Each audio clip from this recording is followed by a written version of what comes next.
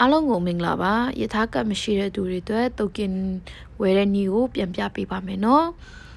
language က English ယူမယ်ယူပြီးသွားလို့ရှိရင် by တုတ်ကင်ဆိုတဲ့ညမှာနှိပ်လိုက်ပါမယ်အဲ့မှာမိမိရဲ့သွားမဲ့နေရာကိုပေါ့နော်ရေးပါမယ်ကျမတို့က concrete ကိုသွားမယ်ဆိုတော့ C နဲ့စတဲ့နေရာကိုနှိပ်ပါတယ်နှိပ်ပြီးသွားပြီးမှဝယ်လိုက်ပါတယ်အဲ့မှာ add on လုပ်လို့ရတယ်နော် plus မှာကကြတော့pay က cash ပေးမှာဖြစ်တဲ့အတွက်ကြောင့်မလို့ကျမတို့ငွေသားနဲ့ပေးပါမယ်အမအဲ့မှာ30 20အဲ့လိုမျိုးချစ်ထားတာကကြောထည့်လို့မရအောင်เนาะတစ်ချက်ထည့်လို့ရမယ်5ချက်ထည့်လို့ရပါမယ်เนาะတစ်ချက်တန်ကကိုထည့်လိုက်တဲ့ပတ်စံကခောက်တာတို့တွန့်တာတို့ဖြစ်လို့ရှိရင်ပြန်ပြီးမှ untrap ပါတယ်เนาะအဲ့ဒီခါကျရင်ပြန်ပြီး properly ပေါ့เนาะပြန်ထည့်ရပါမယ်เนาะထည့်ပြီးသွားတာနဲ့ process ကစောင့်ရပါမယ် process သွားနေတဲ့ချိန်မှာအစိမ်းရောင်ဘေးနားလေးမှာလင်းတာနဲ့တုတ်ကင်နံပါတ်ကြပါပြီ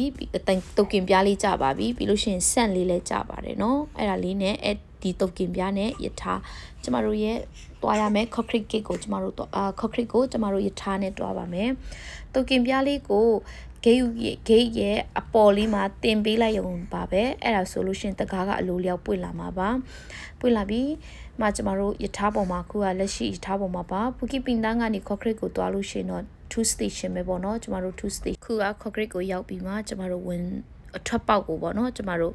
သွားနေတာပါထွက်ပေါက်မှာသွားလို့ရှိရင်အမြဲတမ်း line up လုပ်ရမယ်နော် line up အမြဲတမ်းစီရမယ်စီပြီးသွားပြီးမှ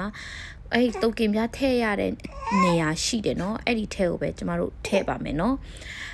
ထည့်ပြီးသွားလို့ရှိရင်တကားကအလိုလျောက်ပွင့်သွားမှာပါကျမရဲ့ဗီဒီယိုကိုအများအားပေးနေတဲ့သူတွေကိုအထူးကျေးဇူးတင်ပါတယ်အားလုံးအဆင်ပြေမယ်လို့မျှော်လင့်ပါတယ်bye bye next video မှာပြန်တွေ့ကြမယ်